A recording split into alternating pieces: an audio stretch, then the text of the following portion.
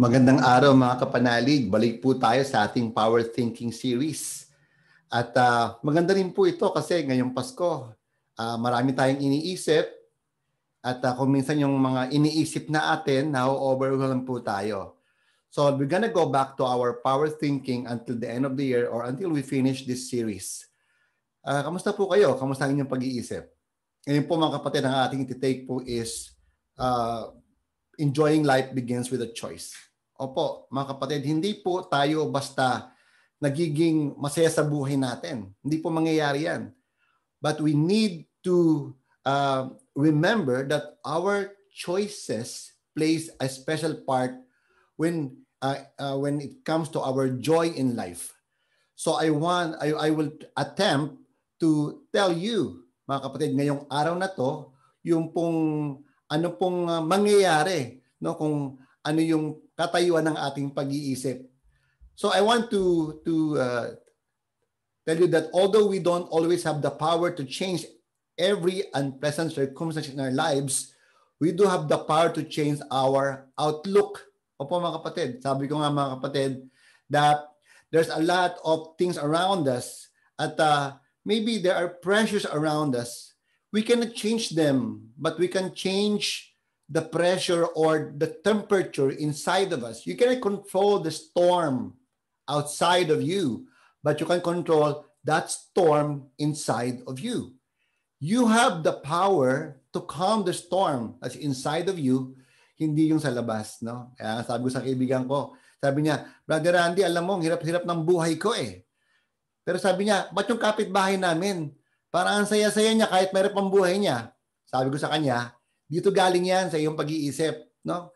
Kahit anong meron ka, pero iniisip mo, ang buhay mo ay pabigat, ang buhay mo ay marami kang iniisip ng problema na lalamon sa iyo, ay araw-araw impyerno buhay mo.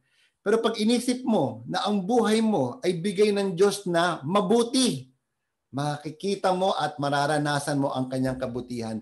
I want to sabihin a Bible verse to you found in Romans 8:28. Sabi dito mga kapatid, we know that in everything God works for the good of those who love Him. These are the people God choose because that was His plan. Sabi mga kapatid, we know that in everything God works. That is a fact and a choice. Alam nating lahat yan, bata pa tayo. Alam na natin, tinuturo sa atin, meron ka mga religion class, eskwelahan mo, tinuturo sa atin na ang Panginoon ay makapangyarihan. Ang Panginoon ay kayang gumawa ng mga bagay na imposible. At ngayon, sabihin mo, ay hindi ko naramdaman yan. Bakit pag may problema ka, nagdadasal ka? Because deep inside of you, you know for a fact that God can do everything. That He can do what is impossible. But it is your choice. God cannot barge into your door and fix your mind and think like, okay, ito isipin mo, Randy, mabuti ako sa iyo, and then you're gonna think like that. No. You need to accept the fact every day when you wake up in the morning that God is in control, mga kapatid. That God created everything that you see and that He has the power to mingle with it and the power to change it because He is sovereign.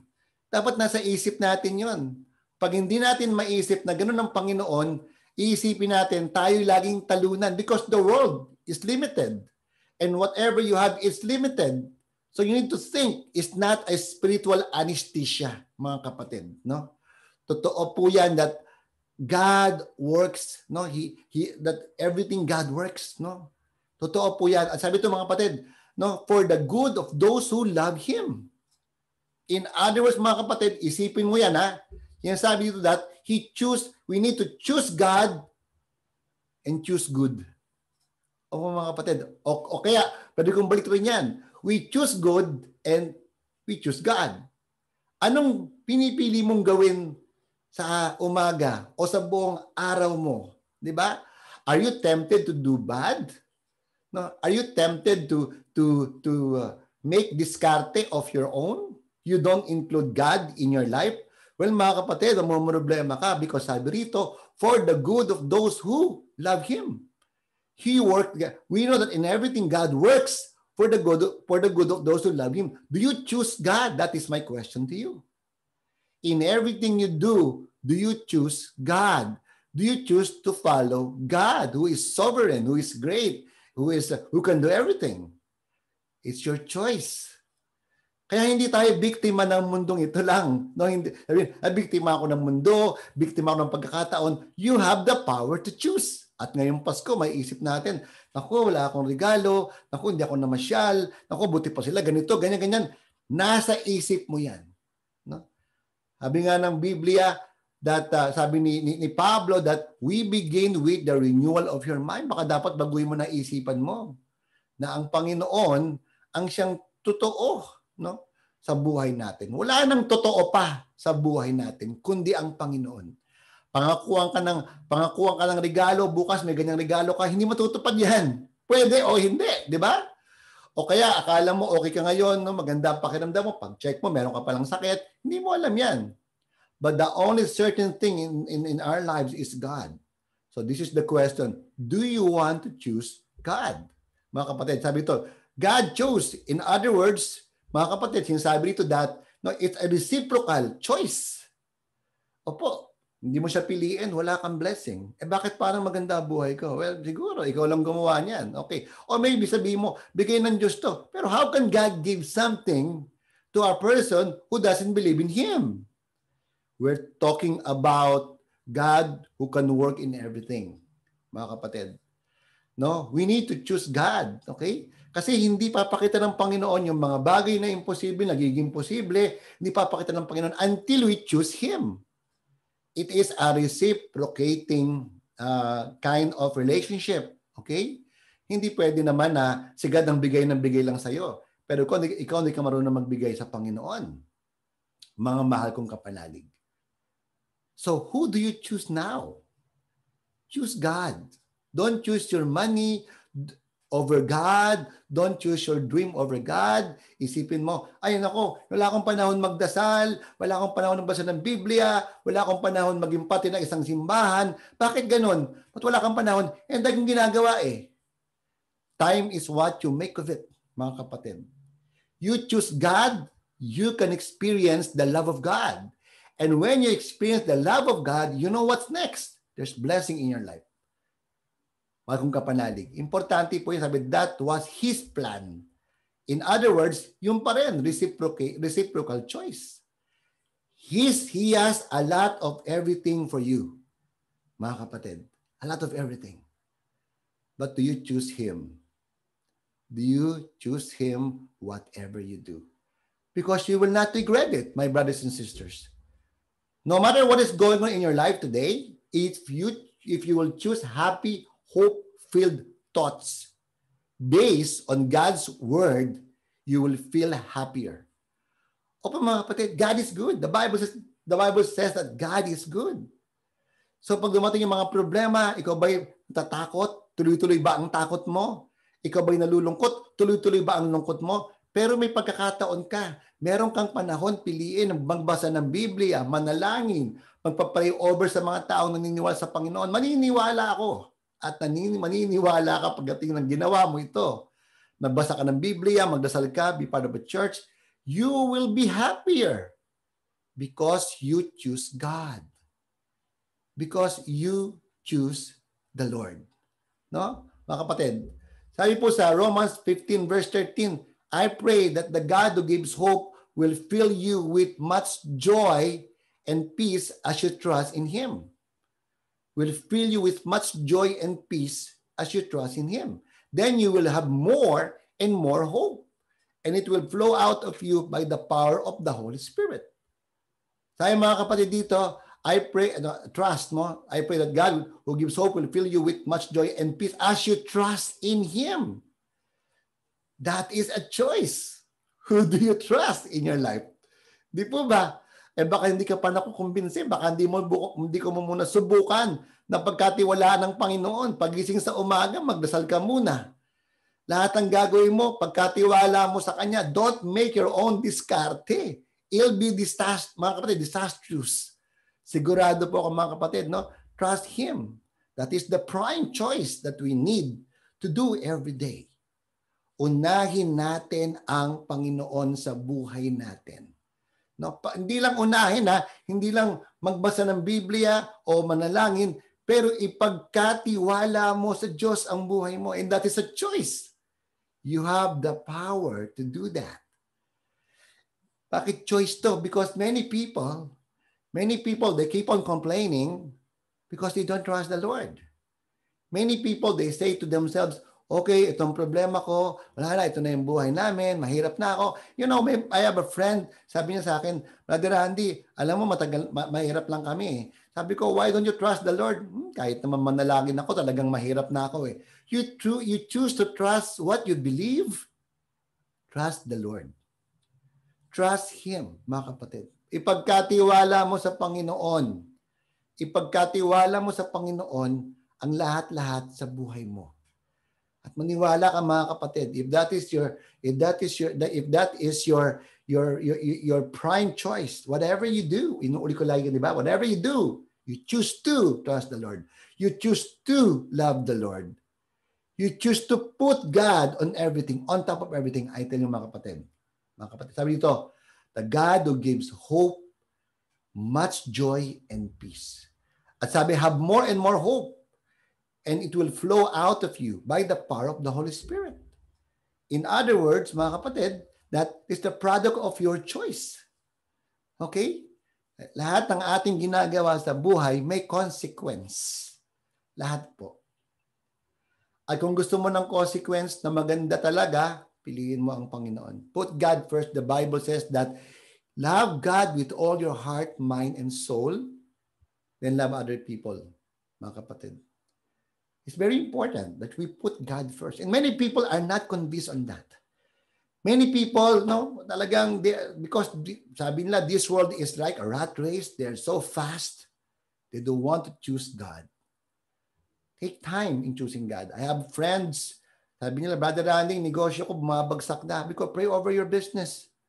Do good to people. Don't cheat. And talagang umangat ang buhay nila. And then offer to God everything. Have more, sabi nito, then you will have more and more hope. And it will flow out of you by the power of the Holy Spirit. Mga kapatid, overflowing po. If you choose God today, if you connect your thinking to the Lord, when I tell you by the power of the Holy Spirit, no, hope will overflow in you. And you'll never get, you'll never, yes, There are times you'll be pressured, pero hindi ka na malulungkot sa buhay mo. Yes, dumating ang lungkot, pero hindi nag-i-stay ang lungkot sa buhay mo. 'Di ba? Dumating ang iyak, pero you will not cry forever because you choose to trust the Lord. There's always hope in your life. Mga kapatid, no? When we choose to be positive and expect and believe God to do great things, it releases joy in our lives. Di ba ang linaw po eh. No? God has a plan. God knows this. Why can I say that? Because I pray to God. I know that God will guide me. I trust God. It's not an easy thing if you just do it once, but you need to do it every now and then. Matuto kang manalangin. Pagkatapos mo magdasal sa kwarto mo, paglabas mo ng bahay mo, patuloy kang manalangin. At sa mundong ito, sa universe na to and beyond, there's only one positive, that is God. If God is not positive, then you are now gone. Wala ka na ngayon dito. Diba? Sa dami ng ating kasalanan eh. Masarap tayong burahin sa mundo. Diba? But God is positive on you. He chose to be positive on you. He chose to give you life today so that you could see His grace. He chose to give you life today because He believed that you can still change.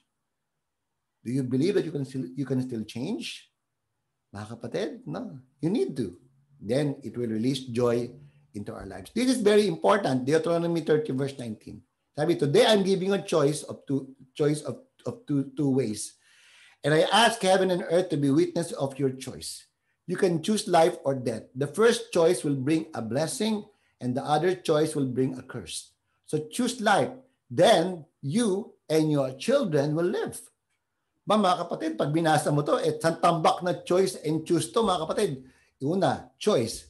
Pangalawa, choice again. Pangatlo, choose at choice. Tapos meron pa ba? Choose pa. Tapos meron pa ba? Choose, choice, and choose. Ba, ang dami mga kapatid. Bakit po sinabog yan dyan sa verse na yan? Hindi po ba? Una, yung choice na yan, yung number 1, is that freedom. We have the freedom to choose. Dito pa lang sinabi na, hindi ka pipilitin ng Diyos, but God will lay down to you. No? Kaya pag sabi mong, wala kasi akong choice kundi gumawa ng masama. No, you have. Mga kapatid, you have a choice. Okay? Wala kasi akong choice kundi, alam mo, wala akong pera so kailangan samahan ko yung lalaki na yan kasi sinusuportahan niya ako No, you have a choice. Wala akong choice kundi mandaya kasi alam mo naman, nandaya na lang ako kasi alam mo naman kailangan ko ng pera. Depend later na lang. No, you have a choice. So you have a freedom. You have your freedom to choose. Next one is this, sabi, and I ask heaven and earth to be witness of your choice. In other words, your choice is valued. Can you imagine? Heaven and earth is a witness. Okay? Your choice is valued. Importante ang pagpili mo. Nag-aantay ang langit sa pipiliin mo. Nakaabang ang pagpapala sa pipiliin mo. Nag-aantay din. Nag-aantay din ng mundo sa pipiliin mo. Kaya kanyang gibain. May mga nag-aantay sa choices mo, mga kapatid. Kasi importante. Iniintay ng pamilya mo ang mga pipiliin mo sa buhay. Dahil importante to. Pangatlo, mga kapatid, sabi ito, you can choose life or death. In other words, ultimate. May pupuntahan to. Yung pagpili mo sa buhay mo, hindi yung baka pwede ito, mamaya na to. No, lagi may pupuntahan siya. Laging life or death. No, walang gitna, no? Sabi nga nung kaibigan ko, di ba, Brother Randy, ngayon, mandadaya muna ako ng konti, pero alam mo, sometimes you need to break some eggs to create an omelette Pagtapos doon, babawi na lang ako. Well, I don't think so. Whatever you do, you'll produce life or death. Think about it. And there's only one life in this world and beyond this universe and beyond, and that is God. Who do you choose? Choose life or death. This is the next one, mga kapatid. The first choice will bring a blessing. No? Ito na yung life. And the second one is what? Death. Mga kapatid. Yan po, Yan na po yung next. The first choice will bring blessing, life. And the second one, mga kapatid, will bring a curse. Sabi ito, choose life. Mga kapatid, ano ibig sabihin? Bakit sinabi na ni God yun na choose life? This is what we call, mga kapatid, we call it nudge. No? Nudging. Si Lord, no? Nag-offer sa harapan mo ng magagandang bagay. At si Lord na mismo nagsasabi sa iyo, kunin mo na yan, kunin mo na yan, kunin mo na yan. And that's the very reason you're alive today. God is telling you, I am here. I can bless you. Choose me. Who do you choose today? This Christmas, who do you choose? Your gift over God? Or your relationship over God? Who do you choose? Mga kapatid, God is nudging you, telling you, hey, Randy, choose me. No? Siya na nagprepresenta sa atin.